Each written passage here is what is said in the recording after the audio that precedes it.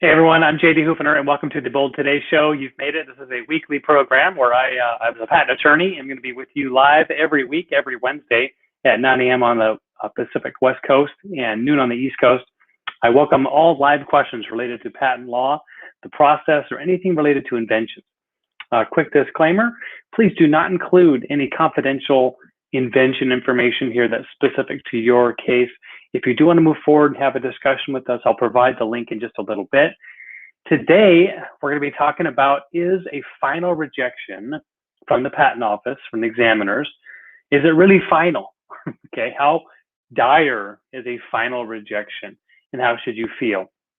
I'm here to tell you, and I'll be explaining that it's not so bad and actually comes up a lot. So it's okay to face rejection.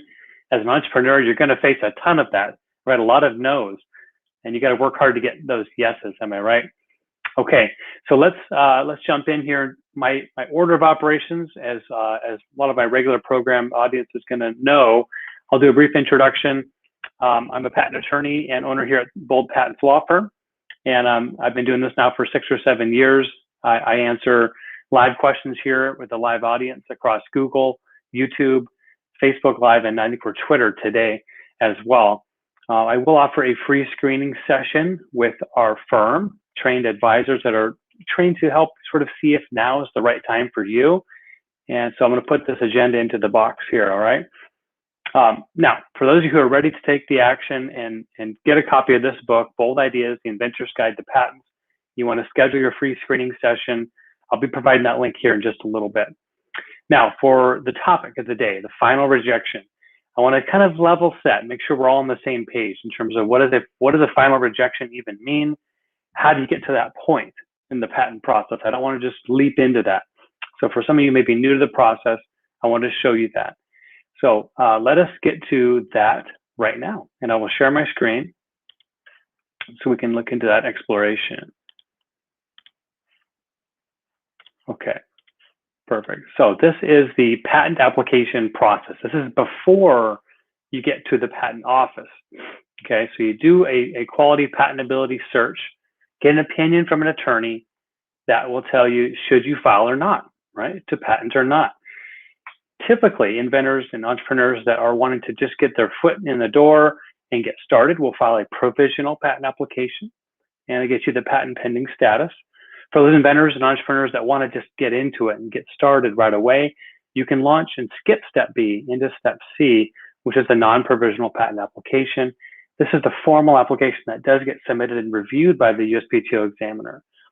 Now, you do have 1 year. If you do decide to file that provisional, you've got 1 year to file the non-provisional. And that year can be used to do all sorts of stuff, to get out there, test your product, get feedback, make modifications, and then file that non-provisional within that year mark. So once it does get submitted, this step D is where the USPTO patent prosecution, it's called, right? Where the examiner looks at your invention and what was filed and says, is this new? Is this an obvious or non-obvious invention based on what's known in the industry? And does it have enough utility? Does this have what it takes to be allowed to issue, to get you the grant for the patent claims that you've submitted for? So we're going to take a deeper dive into this patent prosecution stage and have a look. Now, I know this chart might be a little busy, but I will walk you through it. And I'm going to be flashing back and forth just to make sure we don't have any live questions. Hey, Charles, good to have you. Welcome. So patent prosecution, and of course, this can be recorded so you can watch this again. I'm going to kind of cruise through so we can get to everything today. This is an example, okay? This is fairly typical of the way through to get a patent granted. So after submitting the non-provisional, right, just to flash back quickly, after submitting this pink non-provisional patent application, this process ensues, all right, where you will have the NPA submitted, right, non-provisional patent application submitted in green. That's going, the green is showing outgoing correspondence. Blue is the electronic filing acknowledgement. You're going to get acknowledgement right away, usually within an hour, sometimes minutes after filing. Hey, great, the patent office received it. 1 or 2 months, sometimes sooner, the patent office will say, yep, here's your formal filing receipt. Okay, it does take some time because they will review to make sure everything's properly submitted. And they'll say, yep, here's your receipt. You did file it on this date. Everything looks good. every once in a while they'll come back and say, oh, it looks like you didn't dot an I, you didn't cross a T, fill out this form, edit the ADS, whatever the document may be. Okay. Now, time goes by, and I know this is a short little bit on this timeline, but if you don't file a prioritized application, you just have a traditional track, this first office action could take 6 to 12 months, upwards of over a year. If you do file a track one, which I do speak a lot about, you'll get back within 3 to 6 months. So it's quite a bit of advantage. Now, office action one comes back, and they might say it's a restriction. And they're saying, look, hold on, you've got more than one invention here. And they're going to require you to reply. Okay, reply back and say, which invention do you want to choose? And that's the response you'll make. Typically 18 months after getting that submitted back, and that's a long time, from the priority date. So let's say you file the provisional, and then you file the non-provisional a year later. So 6 months after filing this non-provisional, okay, your non-provisional will be published. All right? You want it published if you're going to be seeking rights overseas, right? Other countries outside the US. If you only want to seek rights in the US, there are ways to file a non-publication request, so it won't be published. But that is sort of what you're giving up. If you're seeking a patent, you're giving up your rights, your invention. You're telling the world about it, publishing it, in exchange for potentially getting a 20-year limited monopoly. All right, so that publication goes out. Now, office action number 2. This is the big one, right? The one that might feel serious. It's a non-final, right? Non-final rejection. They may come back. This is the examiner, right? They've done their own search. They're looking at the invention claims, and they're saying, hold on, this isn't new. Here's a prior art. Here's a reference. Your invention isn't actually much different than this. This was already done before you filed it, okay? Or they're saying, hey, look, these two references taken together would have made your invention obvious, right? That's a pretty serious thing. So definitely need to work with your attorney to come up with a valid response that'll answer the legal argument and also potentially make amendments, right? Amendments to get around that rejection. So 2 months typically to respond back in the green. Now you might get dun, dun, dun, final rejection, okay? So after submitting, making amendments, modifications, and changes, final rejection comes in, right? And this might feel final, like, oh my gosh, I spent all this money researching, filing, responding to office action, and now they're giving me the final rejection. Know that this is not the end of the road, all right? It is not. So what happens is you will look at that and say, all right, looks like we're pretty close, right? In many cases, the examiner says, no, we're still not seeing your arguments. We don't see eye to eye. Now it's time to do an interview. And I sort of skipped over this earlier, but hopefully your attorney has already done an interview, gotten on good terms with them. Sometimes they'll still submit a final rejection, and a second follow-up interview will help clarify, well, how do we get to an allowance? How do we get to an allowance? How do we modify the claims? And so what you can do is you can respond with a request for continued examination. You simply just pay the additional fee. It's around $500, sometimes less if you're a small entity. And you just start over and you get yet another non-final rejection, okay? This can happen, right? You're guaranteed with an RCE, a request for continued examination, at least one non-final. Meaning the examiner can look at brand new art. Let's say you modified the claims to include other versions, other structure, new things that weren't necessarily claimed back here. So they have the right to do an additional search, okay, when you do an RCE. And they may find new things. And so that's what this usually happens here. A third interview is usually recommended at that point. You revise the claims again. You don't give up. And that's typically when you'll see a notice of allowance, all right? Now, I'm not saying you have to battle this hard every time, but if you fight, this is what you can kind of expect. There's a little bit of a battle to get those broad claims, that broad patent that you deserve. So notice of allowance is huge, celebratory news. That's, of course, your opportunity to broaden your portfolio, file what's called a child patent application, and develop multiple patents, all right? Then finally making the issue fee payment, and then it takes 1 or 2 months to get that actually processed, and then finally your patent will get granted. I'm going to flash back and see if we have any questions on that process at all. Flavio, yeah. So you said, JD, how does the examiner test your claims for the utility patent if they don't have the product or prototype? You bet. So an examiner is going to be in the frame of reference of your industry, right? Every examiner is assigned to an art unit. And so all day, every day, the examiners are looking at the same types of subject matter let's say kitchen utensils, right? For your swirl fork, Flavio. I happen to know that's your area of invention. On the utility side, they're going to conduct their own search, right? Looking at basically what you've invented, and they'll put in certain keywords about, swirled tines of the fork, or multiple tines, a plurality of tines, and you can hold on to it and has a handle with certain structure. They're going to look far and wide for, of course, patent documents and published documents, anything ever published online or in print form that might inform them. And so there is no, in essence, test for the utility for structural inventions. Does this fork work? As it said, it needs to provide enough evidence, right? Detail in the description so that it will inform someone of the industry. So for most utility inventions, mechanical structural inventions, utility, right? That third requirement is in a way, it's sort of implied, right? And a lot of examiners don't object to it because it's going to provide some benefit. The bar for utility is so low that even novelty or entertainment purposes is enough to warrant a patent. So even if your swirl fork, which I hope is not the case, doesn't actually help you pick up noodles any faster than a regular fork, the fact that it may have some entertainment value and provide some unique approach or lifting mechanism because the tines are swirled, that's probably going to rise to enough of a level to where it's not going to get a utility rejection. Now, novelty and non-obviousness, sure. So thank you for your question. Hope that helped answer your feedback there.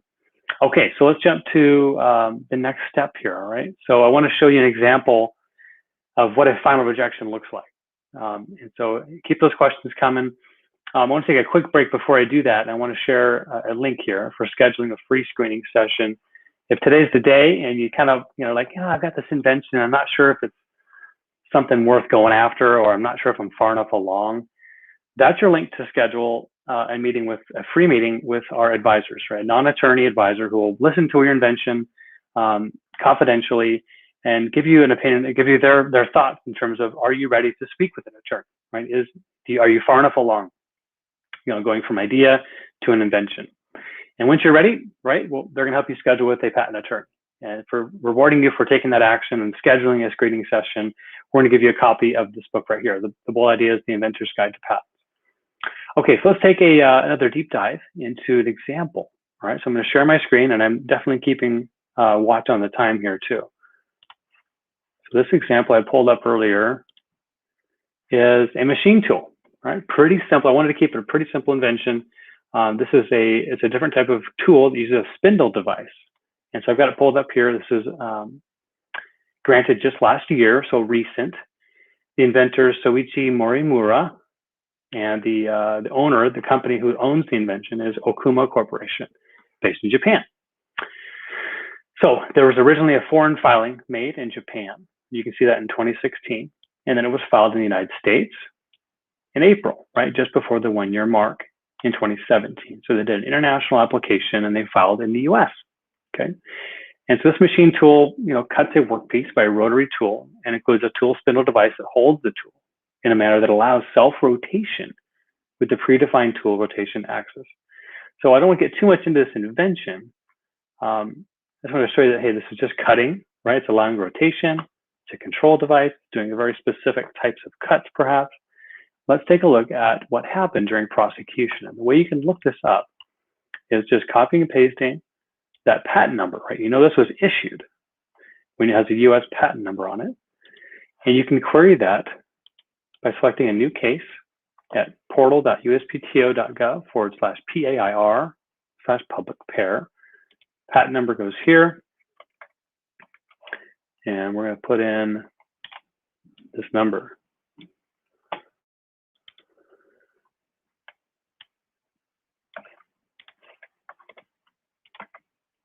Okay, and you can search. All right, you want to go to the image file wrapper. That's going to show you basically what happened. So we initially filed this, right? The spec, which is the written description, and the claims, and the drawings, of course. Drawings, black and white drawings, claims, and abstract are supplied. And they wait, right? They file it in 2017, and they hear back in 2018 their non-final rejection. Okay, and I'm skipping a few things, right? Obviously, just for the efficiency. And so let's take a quick look at that non-final rejection. All right, and so the examiner name is Freedy, Willman Freedy Jr. Try to make this a little bit larger so you guys can see.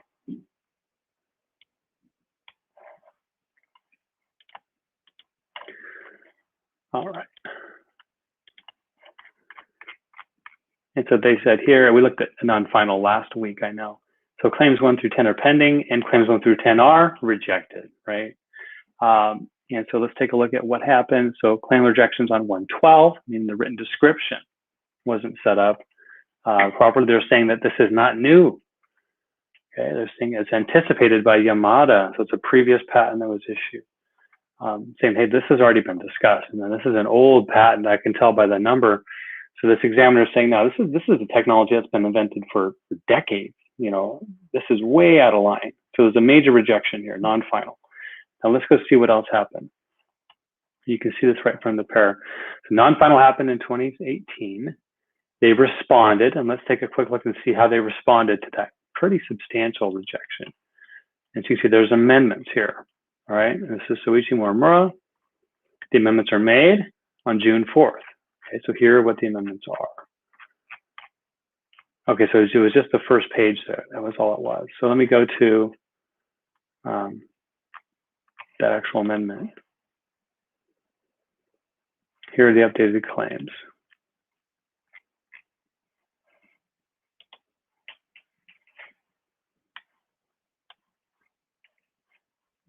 And again, I apologize, maybe a little bit small for you guys, but I want to make sure you see what happens here in the office actions, in the patent office.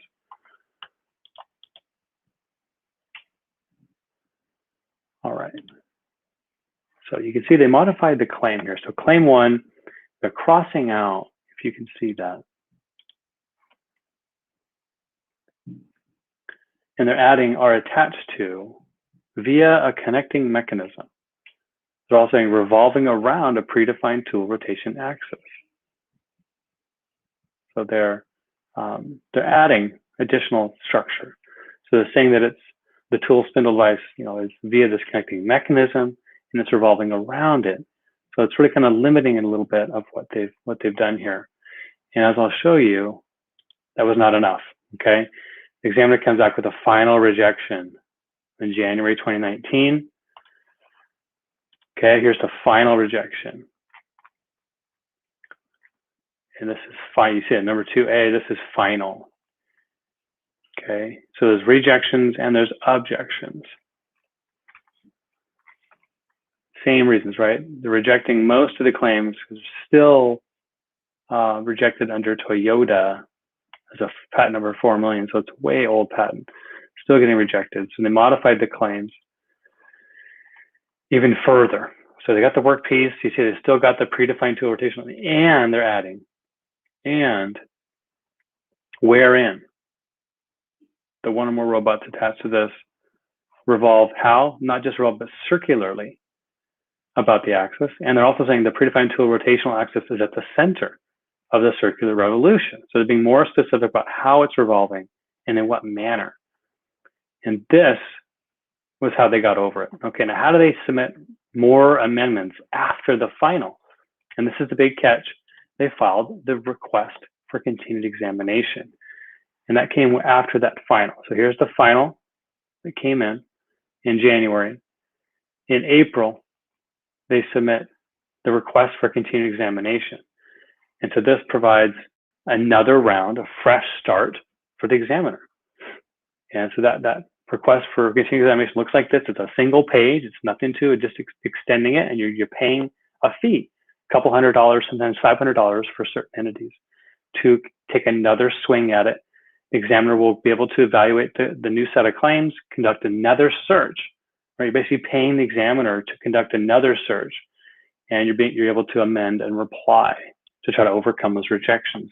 Now these guys had to battle through another non-final rejection, right? Which is actually what I showed on this chart. After the RCE, we did another response, and then another non-final. And then just like this case, this real life case on this tool, After finally responding, making those amendments here to these claims, this is the final set of claims after the non-final, they totally change face, and they're now saying it's a device, a tool spindle device comprising a tool spindle, a spindle head, a drive motor, and the tool spindle structurally to hold the tool. They kind of gave up on the whole rotational. They've really defined, they actually just further defined what the spindle device is. And they kept all the specificity around how it's rotating. Once they specified the tool spindle device and all the structure and elements in that device, making it more specific on what kind of tool spindle, that's what finally got them to what they were looking for, which is a notice of allowance, right? Notice of allowance. And at this point, they're celebrating, right? They've got the notice. The examiner says, all right, you got me. I'm going to allow this to issue.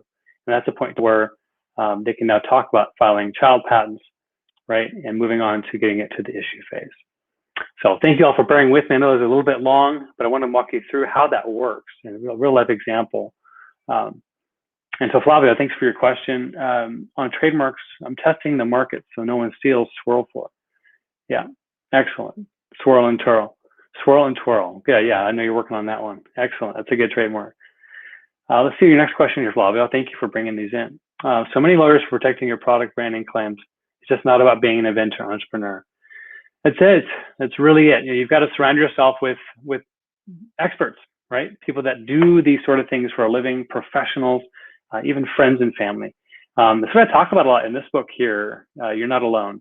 Right here, as an entrepreneur myself, right, starting a law firm, there's a lot of times where it feels lonely, right? And you've got to remind yourself that you've got a lot of different people in your community that are excited to work with you, want to see you succeed. And so you've got to be able to lean on those experts, including attorneys, bankers, right, CPAs, designers, just friends and family sometimes to be there for you to help you.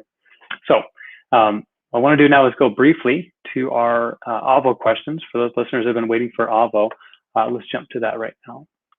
And so AVO is where I volunteer to answer questions that come in from around the country related to patent law. Let's see how many we have for this week.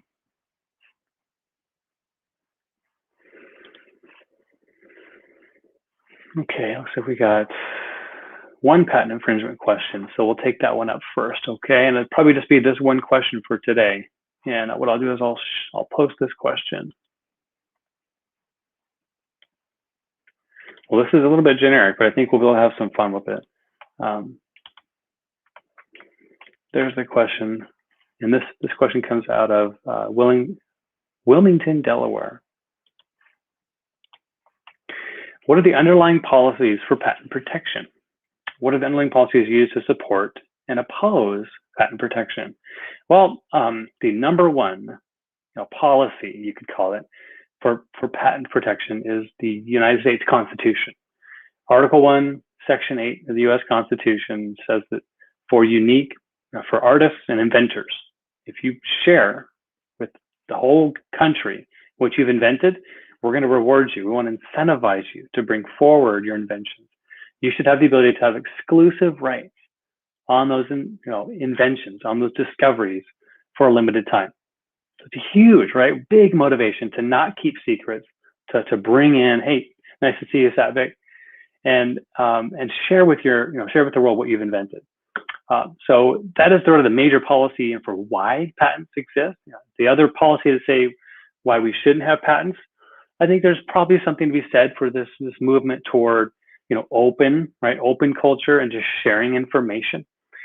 What is interesting is sort of this concept that sort of we get political in a way, whether you want to be motivated by capitalistic intentions or kind of this more socialistic intention. And so the reward system for patents, as buttressed by the U.S. Constitution, rewards in a way that's capitalistic, right? They want the inventor to get money, right? To get paid, to have the ability to exclude others to marketplace, to get rewarded for sharing that new invention. If you're not interested in money, right, in having financial reward, then there's really no reason to go for a patent. Just share with the world what you've invented, either through publication or through just making products. But know that you face a couple risks. One, you might not be the only one out there selling your product. If someone sees what you're selling and there's no patent on it, they can make copies of it. And certainly you can have competition very quickly. And you might not be able to do so well in the market and get your product out. The second major issue is if you're out there selling a product and you haven't looked to see who else has patents, they could be sending you a letter declaring that you were infringing their patent. So it's kind of a double-edged sword. You got to at least do your homework if you're going to be smart and you want to get your message out, even if your overall mission is philanthropic and not capitalistic or economical. So great question. I know I kind of dived into that policy about patents. I welcome any questions here. We've got a few more minutes left. Just to wrap up and do a quick debrief. I'm JD Houvener. I'm a patent attorney and I'm the owner here at Bold Patents Law Firm. I'm here every Wednesday. So if you came in late, you dropped in, you missed it, you can join the live session next week. It's 9 a.m. Pacific and noon on the East Coast. I'm here every week answering your questions, non-confidential questions. You saw my disclaimer up above. And if you'd like to get started, and you want to see if now is the right time to file your invention. If you've invented something, you're kind of kicking it around, not really sure what the process is, I encourage you to click this link here. I'm going to provide this for you. And for those that take action today, we're going to provide you a free copy of my book, Bold Ideas, The Inventor's Guide to Patents. It's going to come in a PDF format. And there's a link right there to schedule with one of our trained non-attorney advisors, all right? So if you've liked this show, please give us a like, a thumbs up. I want to share this with as many people as possible and get this to be a vibrant community. I know there's about a 1 or 2 minute delay, so if you're asking a question now and you're not seeing me respond, that's okay. I know we're at the end of our program. I will look at the video after the fact and respond. I want to give you guys a final bit of information here. If you want to contact me directly, I do have a text-only line for a phone number. And of course, I've got my email address. I'd love to give that out to you all right there. Okay, so thanks again for tuning in to the Bold Today show. I'll be on next week. Have a good day, everybody. Go big, go bold.